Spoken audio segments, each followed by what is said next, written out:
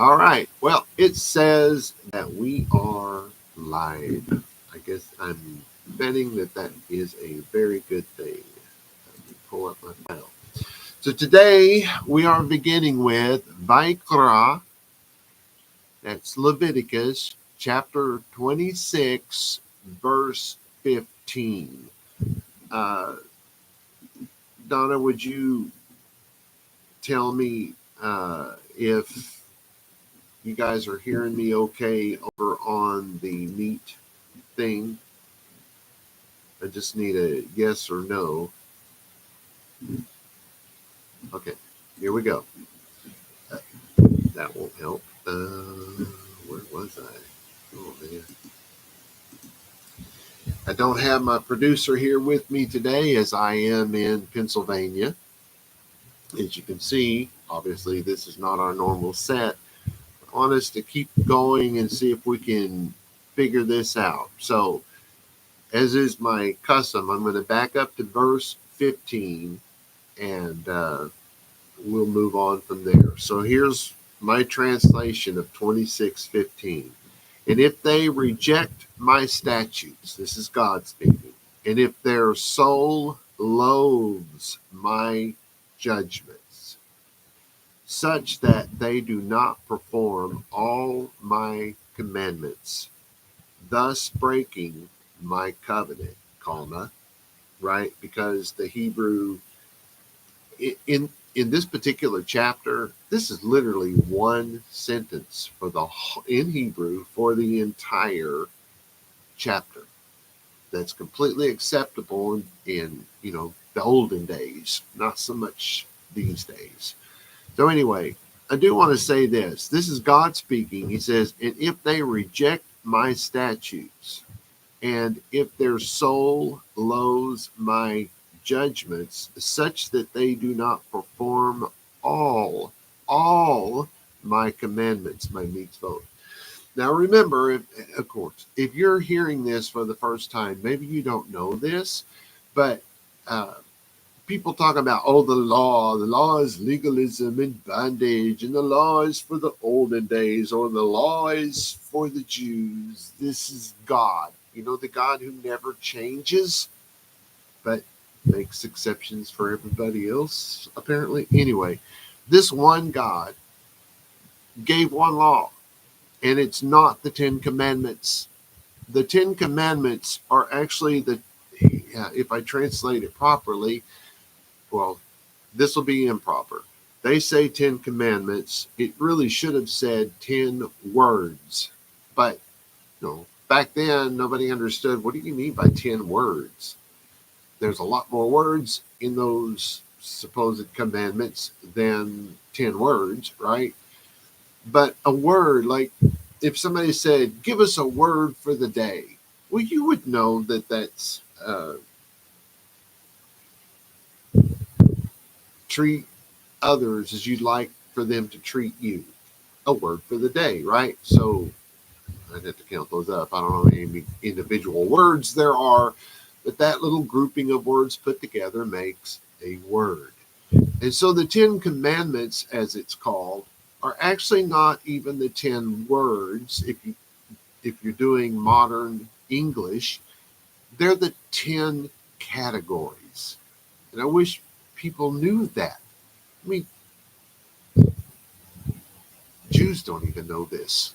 Of course, some Jews don't know this.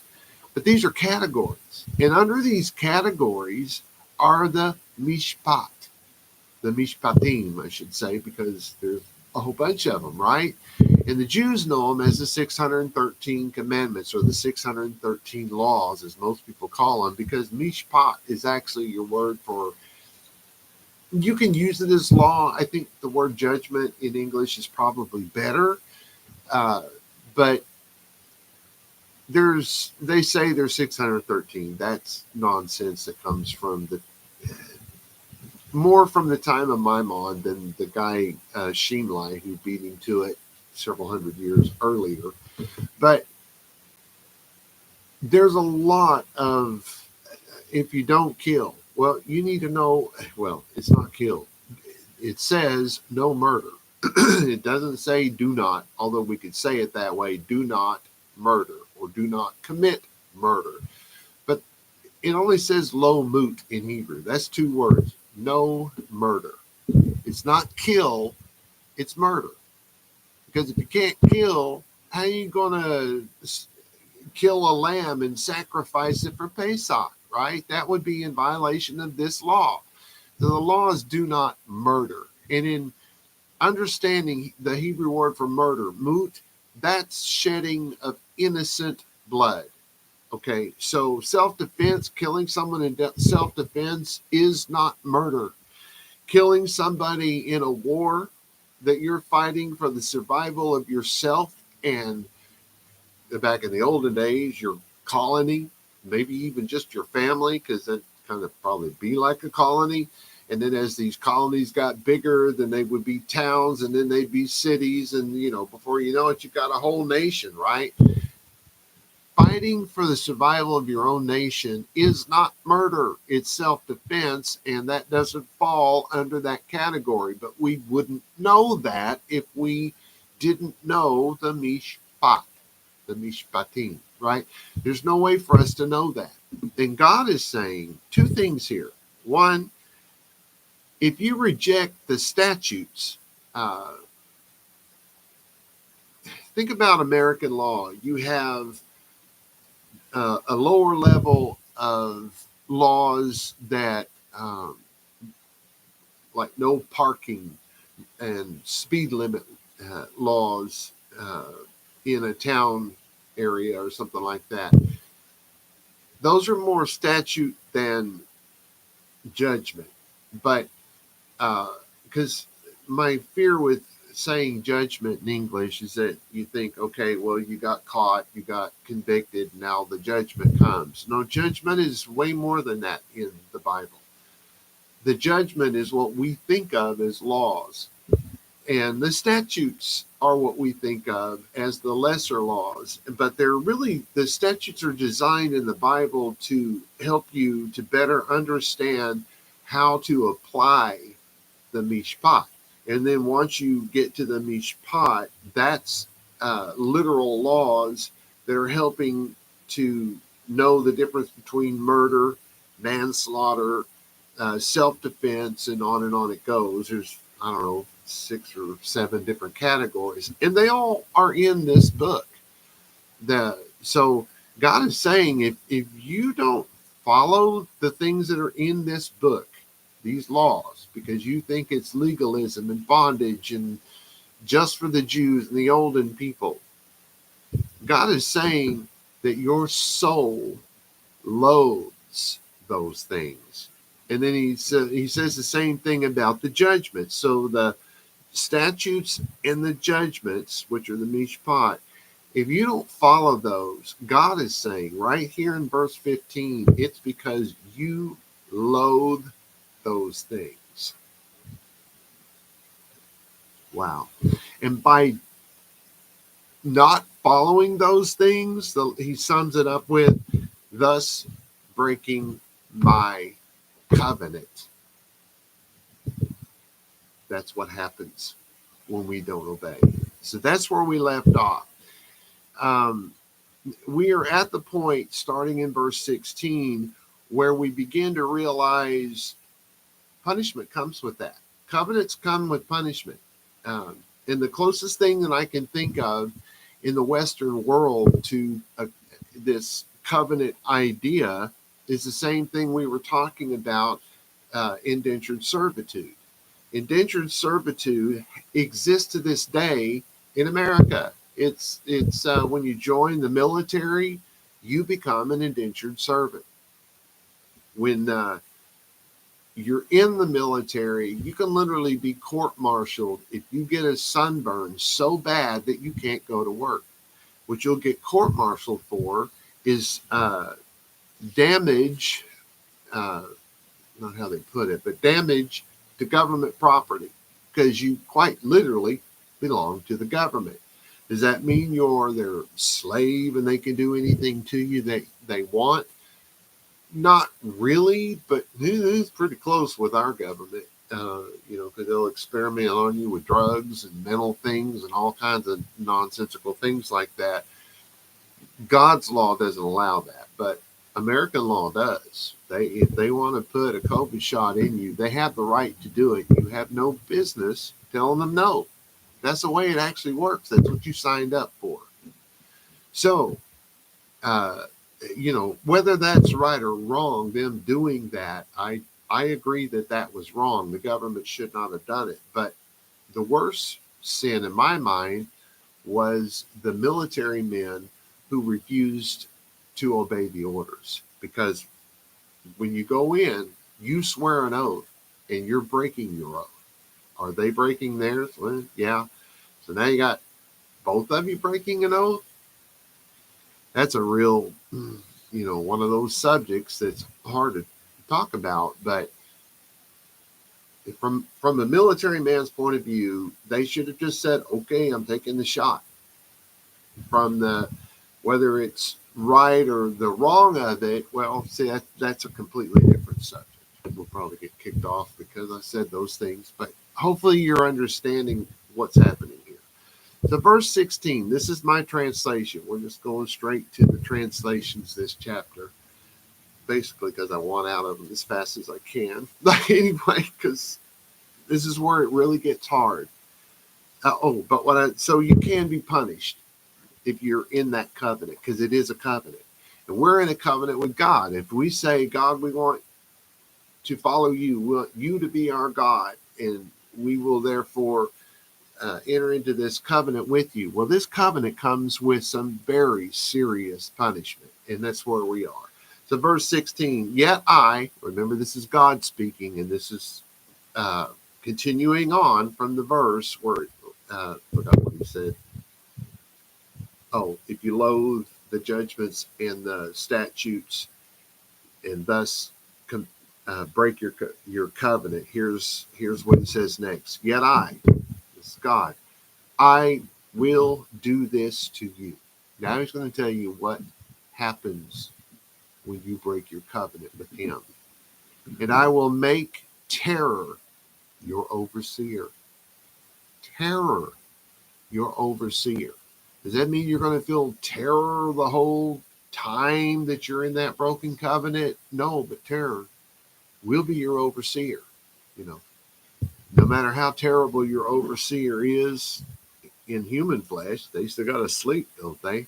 So don't think of this as a 24-hour-a-day thing, although for some and at times it was. But terror becomes your overseer.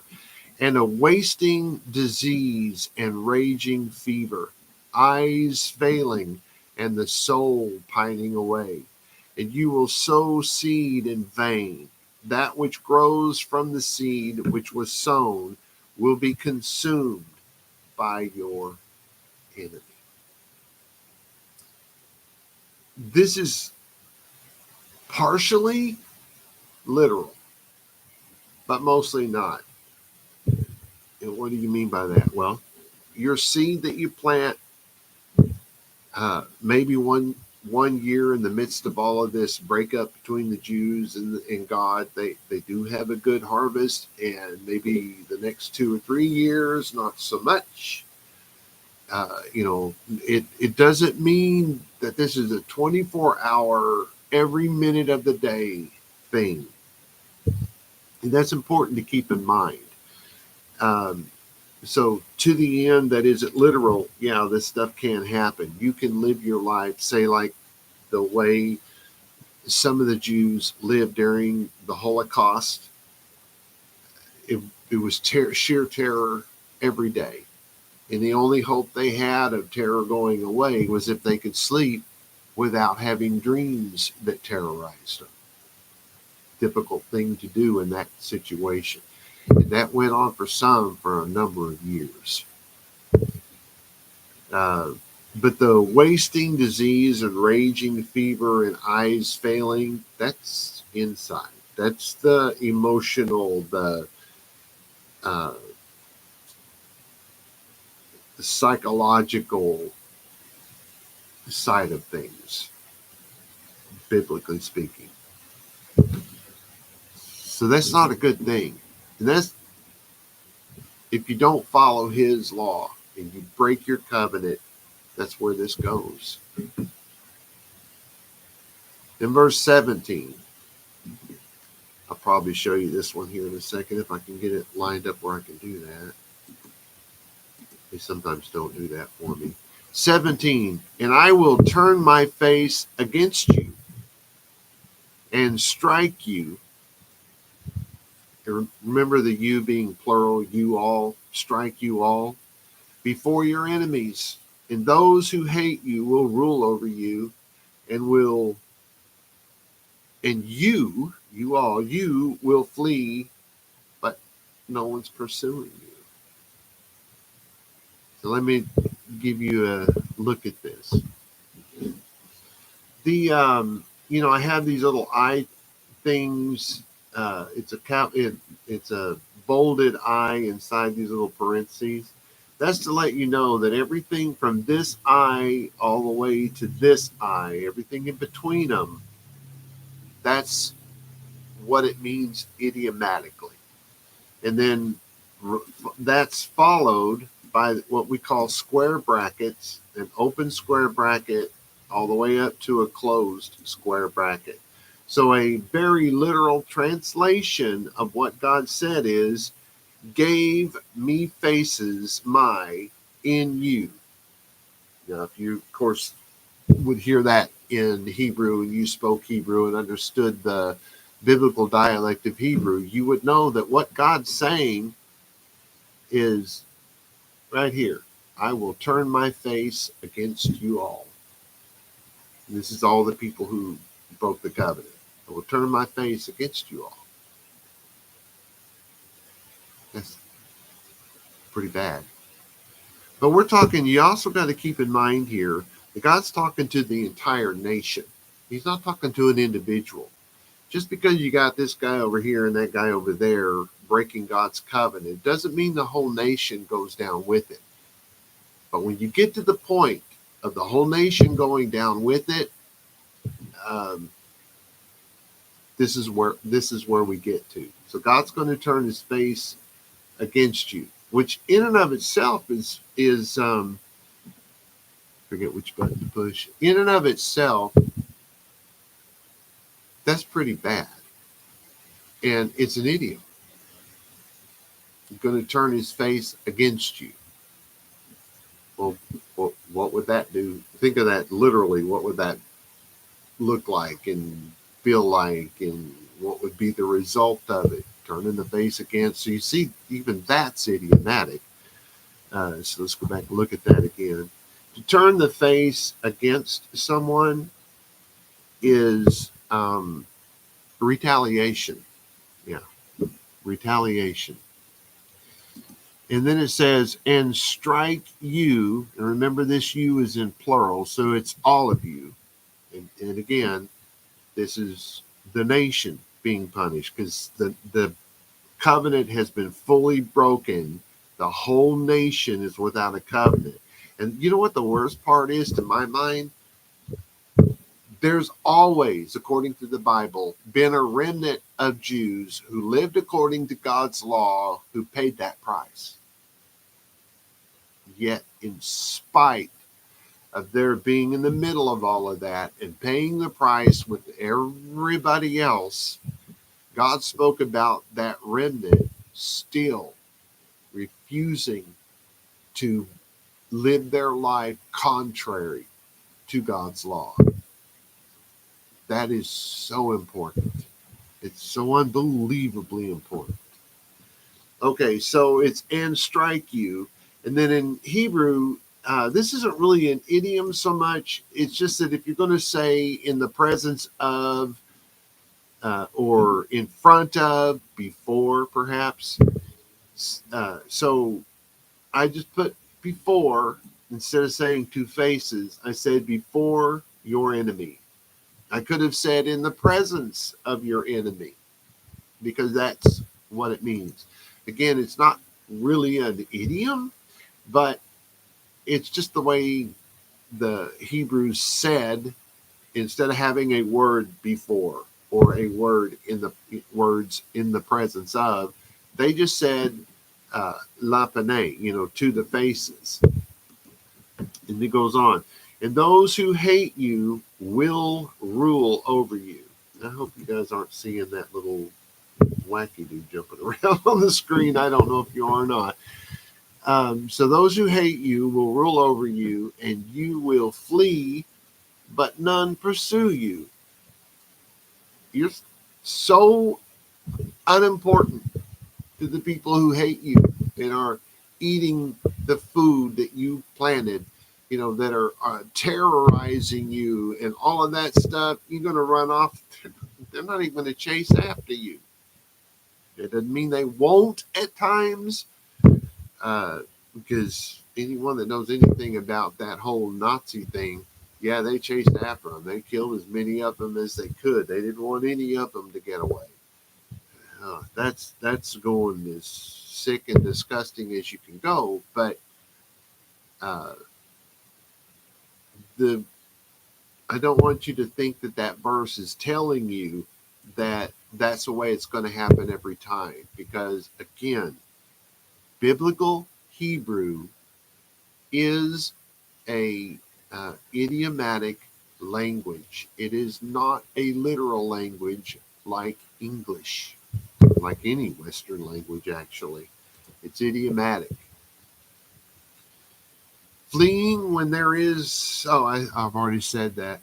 Oh, no, I didn't. Fleeing when there is no one pursuing is said of those who are basically running away from their own shadow. I thought I'd throw that in there. Okay.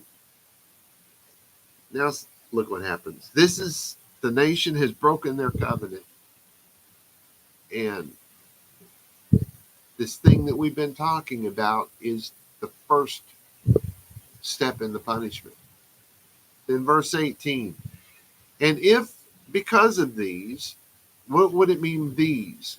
Terror, disease, fever, eyes failing, soul pining away, sowing in vain, enemies eating your crops, Yahweh's face turned against you, Yahweh strikes us before our enemies. We will run from our own shadow.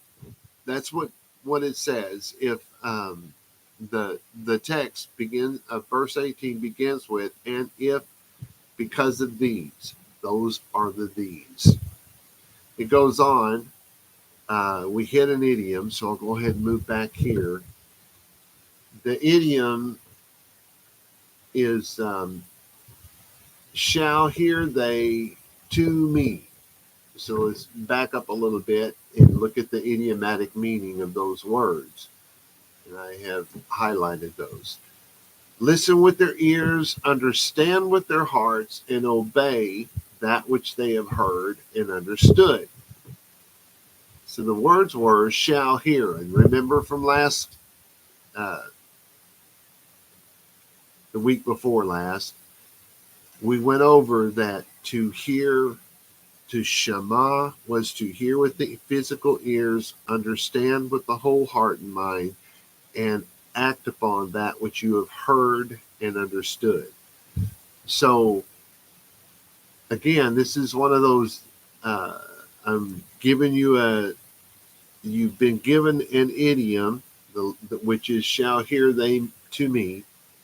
And then I'm giving you what that means, but even that is an idiom. So what does it all boil down to?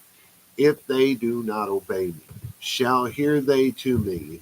If we will not obey God, even though all of this stuff happened, you remember, I just said it, the terror, disease, fever, eyes failing, soul pining away, sowing in vain, enemies eating our crops, Yahweh's face turned against us, Yahweh strikes us in front of our enemies who hate us will rule over us, we will run from our own shadow, all of that.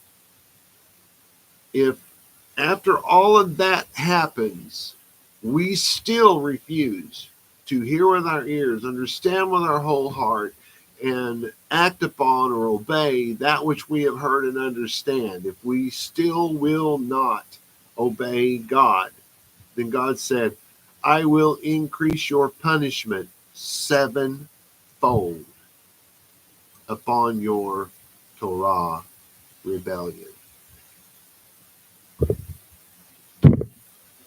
It's going to get 7 times worse than that long list.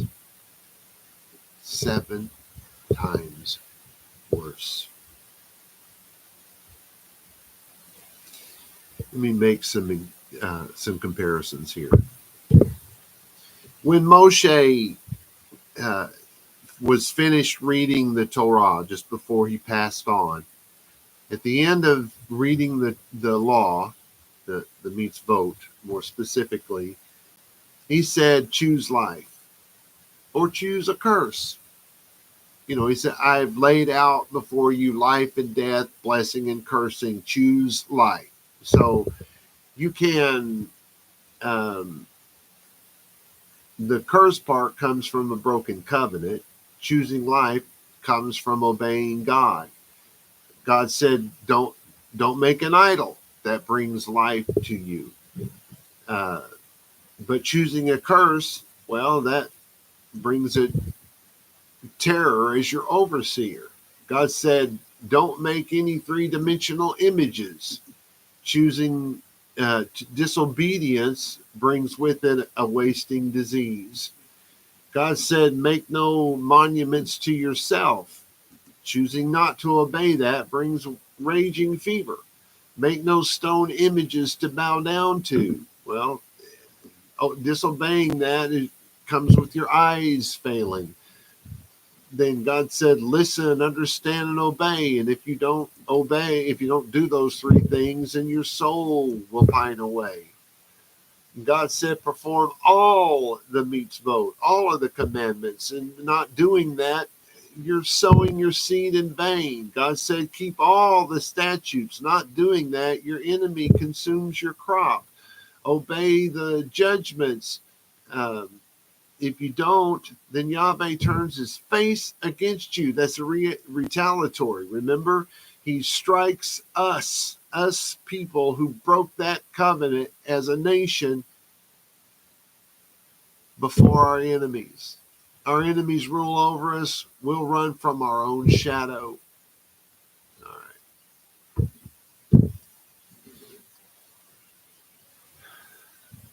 And that's the first phase. 19. And I will break the arrogance of your strength, and I will not make it rain, and your land will not bring forth food. Oh, because we've gotten to the worst part, remember? So there's some idioms here. The first one is, and gave me skies yours as iron. It gave me skies your as iron is quite literal English translation of the Hebrew words. It means I will not make it rain. Then the next one, land your as brass. Land your as brass. Your land will not bring forth food. Doesn't mean it won't bring forth any food. Remember, this is idiomatic. So you plant an acre of food, and if all you get are 4 carrots that pop up, that's all you get, because your land is as brass. You guys follow? Wow. I did not set up a timer, Donna. You'll have to tell me where I am from time to time, and how will you do that for me to know? You're going to have to text me, I guess. Just let Donna do it. Anyway, sorry about that. I'm still trying to work out the details. I completely forgot to set up a timer. All right. Hopefully we have time. I'm going to go ahead and do 19. I have no idea how much time I actually have. Let's see if this other thing has any...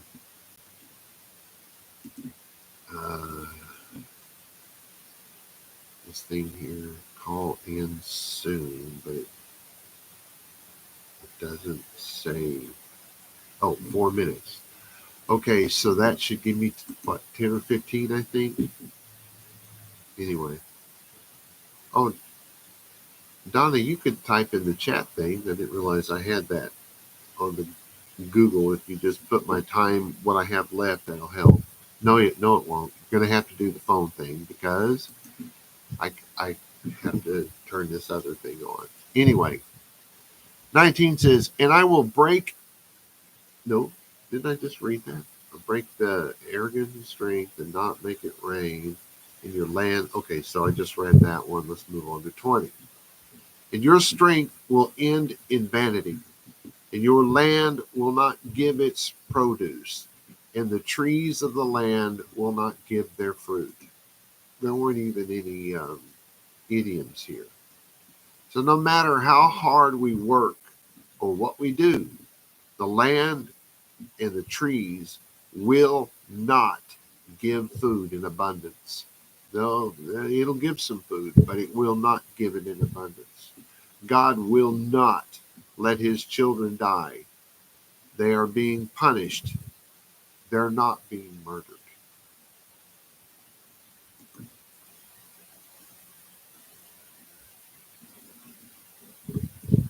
Um, I'm.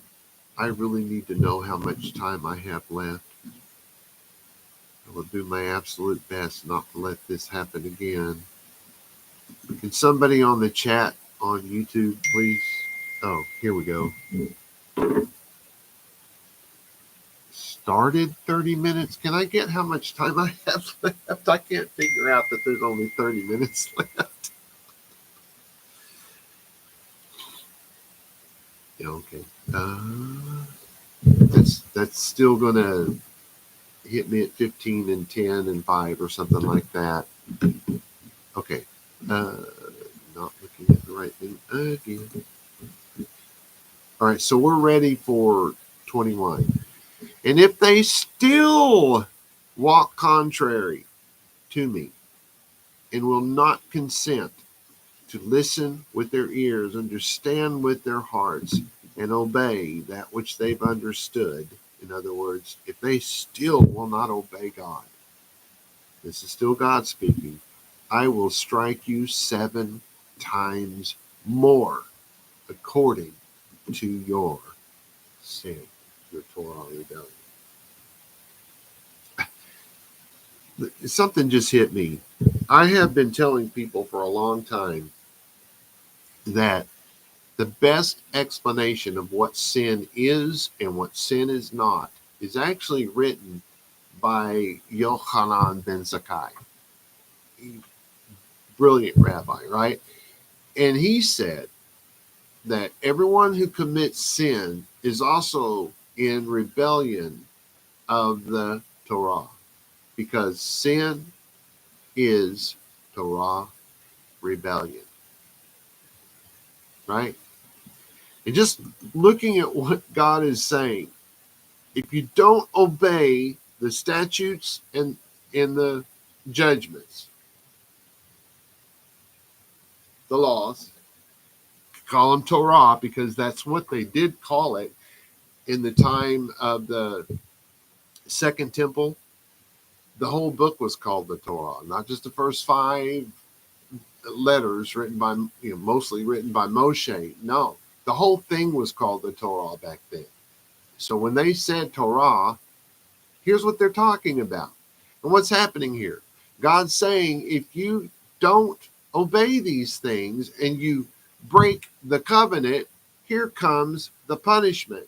And I don't know if you can follow what's going on in my brain here, but breaking the statutes and the mishpat, there's more to it than that, but this is part of it, right? There's two of the 3 or 4 things that you could split this up into.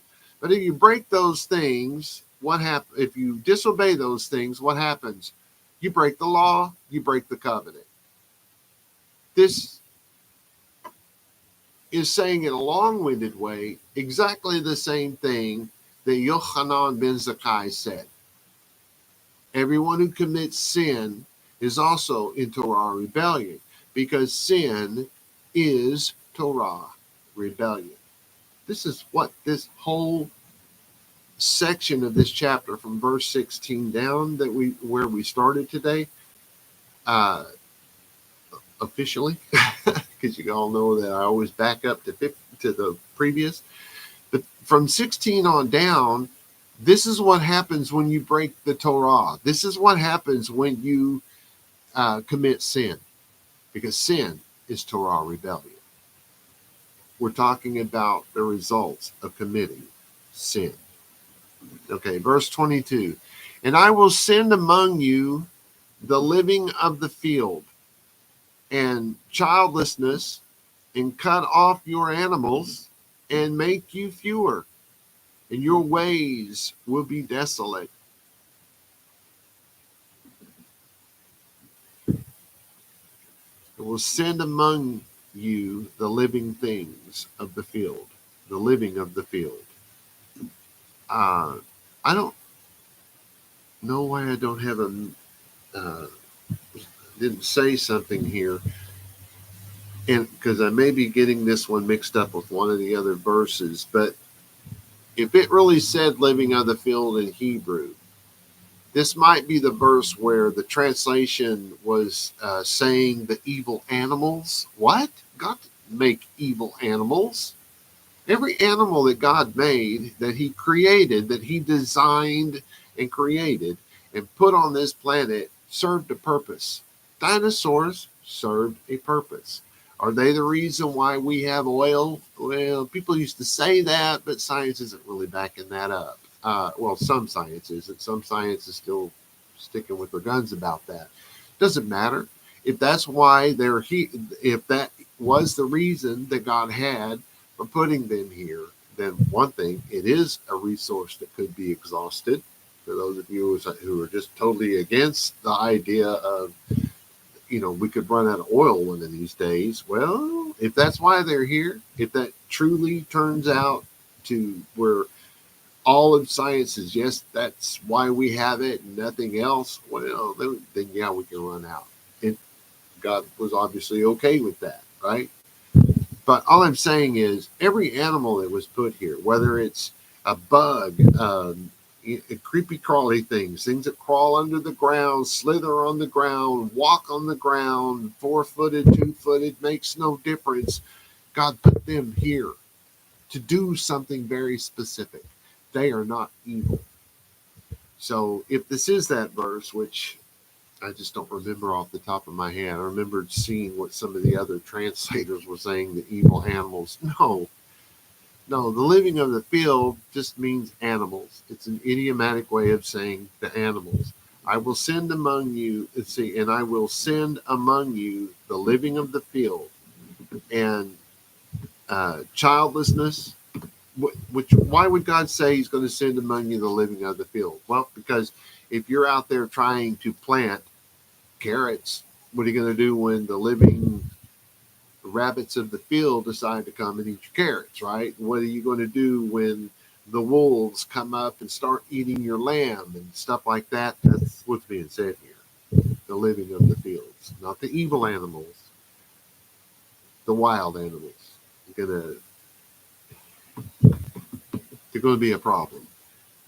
And then childlessness, and cut off your animals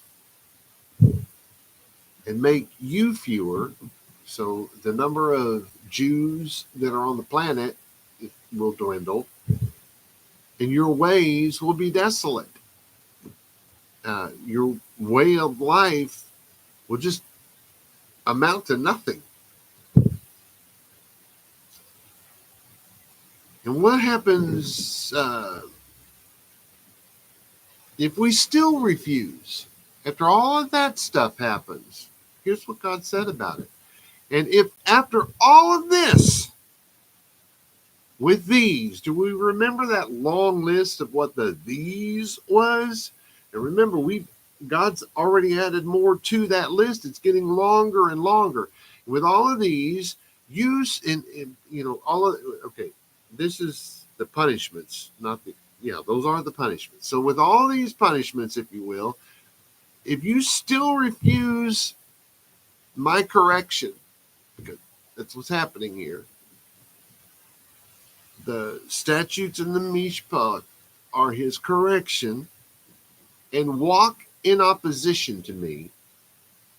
Again, the sentence is moving on. It got broken up right there as it was going on. So here's more of that sentence. God's still speaking. Then I will walk in opposition against you. I will strike you 7 times more, according to your Torah rebellion. If we have ever wondered why things just keep getting worse and worse, maybe we should take a moment to reflect on our way of life and consider if we are living in opposition to our covenant.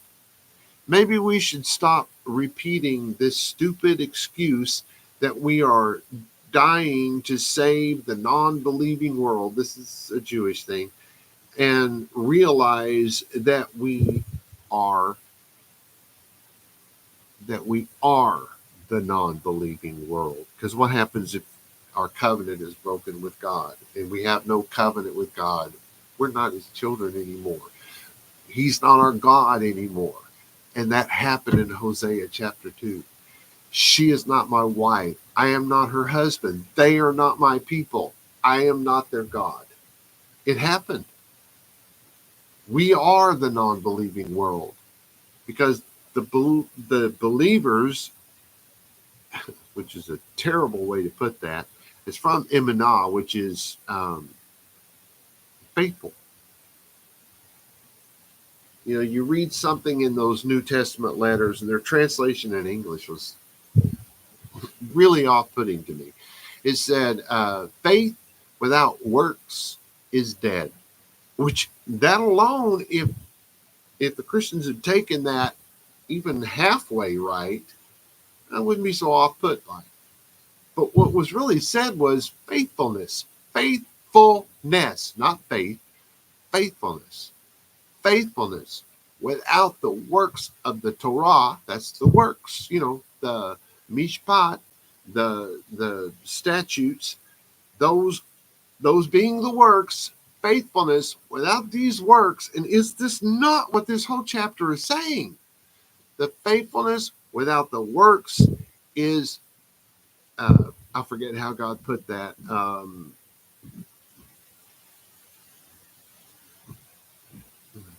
Desolate. It brings desolation. It's over.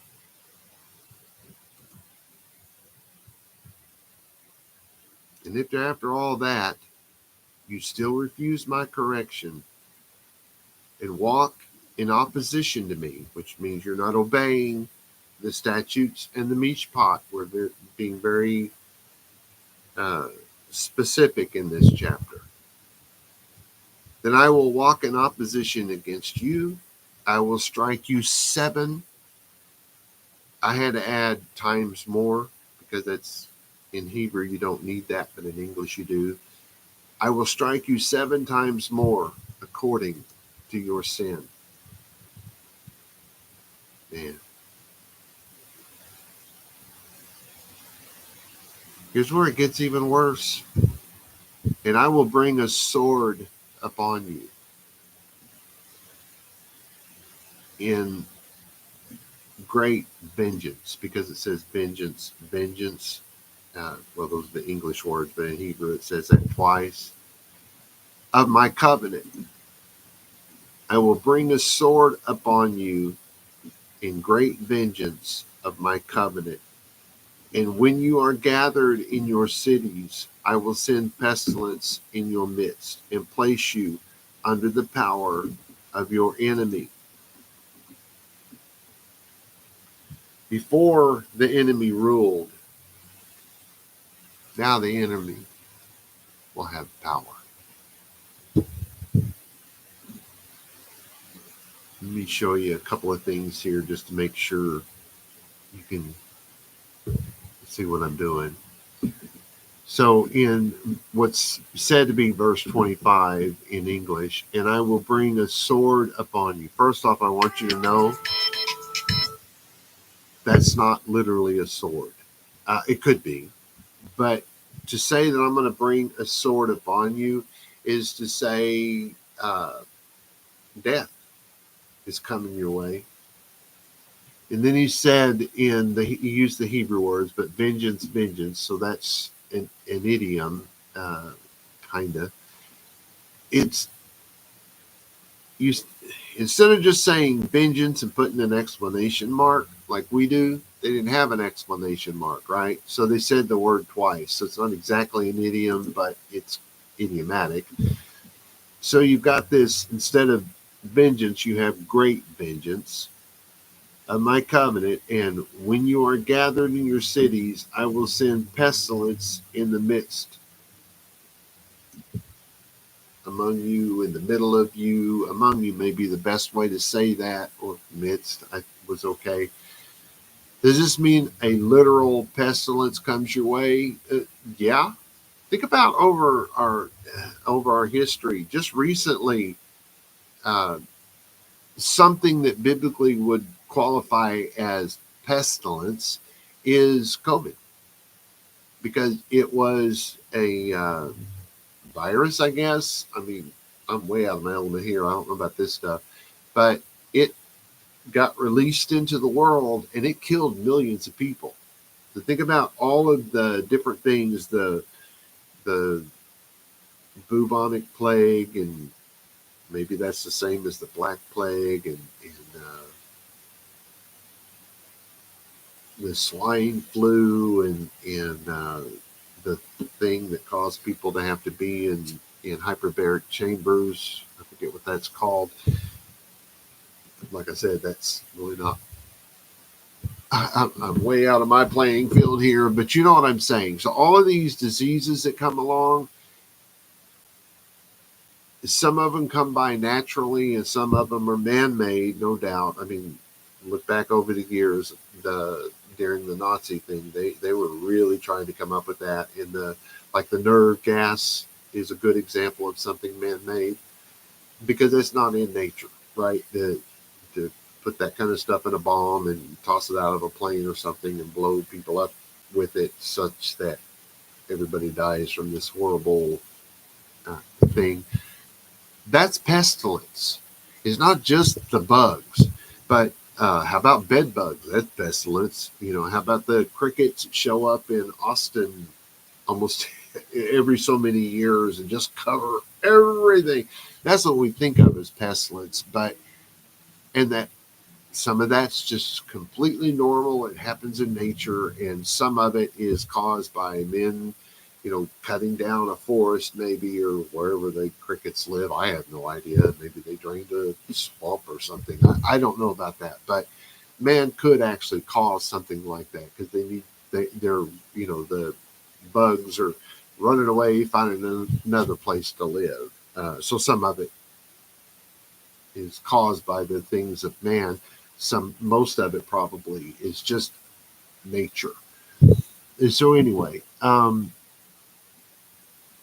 so think you got to broaden your mind about the pestilence. Even this thing that happened in America, where you've got half of America says everybody's got to lock down and cover their face up, and with 4 or 5 masks, and get 12 or 15 shots. You had that side. Of course, we're going to the extremes. And you had the other side where I'm not wearing a mask, no what, I'm not taking that shot, And it was like split right down the middle. Even that would be considered pestilence, right? Well, that's what I'm telling you. Biblically speaking, that is the correct way to look at that. I can't believe I still have more than 15 minutes left. And then we had, it literally said in hand. Some would translate that in right hand. I don't agree with that, because we do have a word for right and left, though we don't use them much in biblical Hebrew. But you're under the power now. You're not just under their rule, you're under their power. This would indicate something very up close and personal.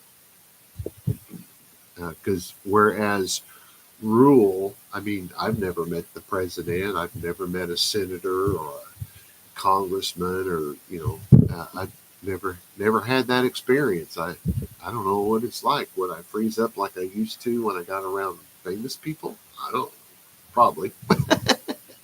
But anyway, this is somebody you're going to see face to face, somebody you're going to meet. Then 26, when I have broken the staff of your bread, that's not good. 10 women will bake your bread in one oven, and they will return your bread by weight, and they will eat them, but they shall not be satisfied. Um, sorry, I keep forgetting to go back and forth here. Breaking the staff of your bread is, of course, an idiom. What is meant by 10 women baking in one oven is, well, I guess I should go through all of them.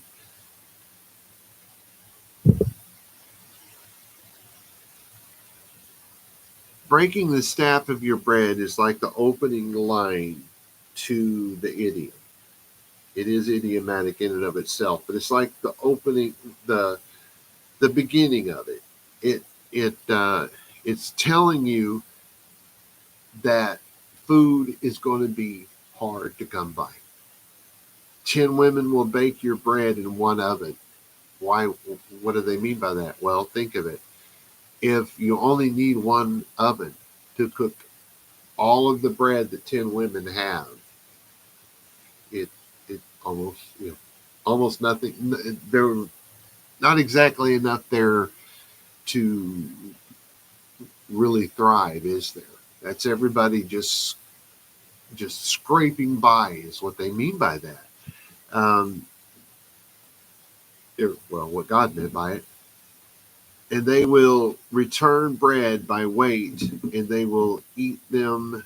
Okay, return it by weight. What do they mean by that? That means they have to divide it up. They have to stretch it out to feed the whole family. And you've already got the bread, every bit of the bread that was prepared by 10 different women fits on a single bread tray. Then those women take their little, biscuit-sized lump of bread that they got from that. Just think about how small a loaf of bread is. Now, yes, when you're cooking in a bigger oven, it's think of maybe 2 loaves of bread.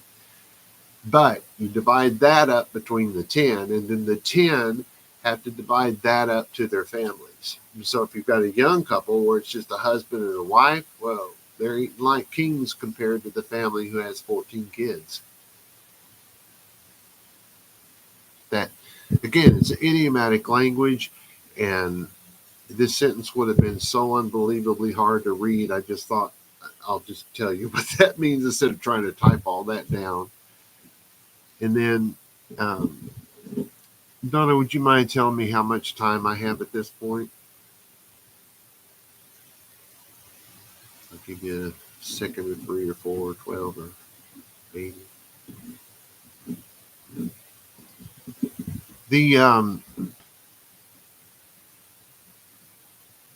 Now, after God said that, how hard it's going to be to find food. Oh my goodness. Do I have enough time to get that far?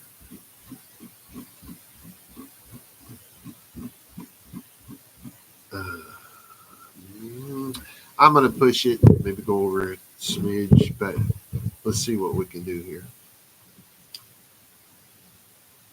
Oh my goodness. Mouse just disappeared. I need to make it bigger, I guess. I've got a new computer. I just don't have it set up right. So God goes on and says, and if after this, think about it, that how long that list was: terror, disease, fever, eyes failing, soul pining away, sowing your field in vain, your enemies eating your crop, God's turning his face against us, God striking us before our own enemies, and our enemies who hate us, ruling over us. We will run from our own shadow was the first one. Then it got added on lack of rain, bad dirt, work in vain, no fruit or little fruit from the trees, wild animals are coming after your stuff, childlessness begins to happen. Um, the ways that we live becomes a desolate thing. Yahweh opposes us, and then we got the whole sword thing. That means death is coming to many of us. That doesn't mean that God is murderizing us. That means that God is not protecting us, and ultimately, somebody's going to see that and attack. Uh, the broken staff for the bread, you won't have enough to eat. You'll be dividing up very small amounts and that sort of thing. And then he goes on, and keep that in mind because all that stuff's been added on. I forgot what that said. And if after all of that stuff that I just read off to you, they shall not listen with their ears, understand with their hearts, and obey me, because it's God speaking, and still they walk in opposition to me. You're starting to get the feeling it takes a very long time. It's very difficult to get God to punish, that he's maybe slow to anger. That's one thing you should see in this. Look how long it's taking him to progress on and progress on and progress on. And we're not even going to get to the turning point, because there is a turning point. There is a way to turn this off. It's just a switch. Somebody go over there and flip that switch, and this all would end. I want you to know that and not have to go through this whole week thinking it's that way for the rest of your life. No, it's like flipping a switch. It's that quick. You won't get that far today. I'm sorry. If they still won't listen to me,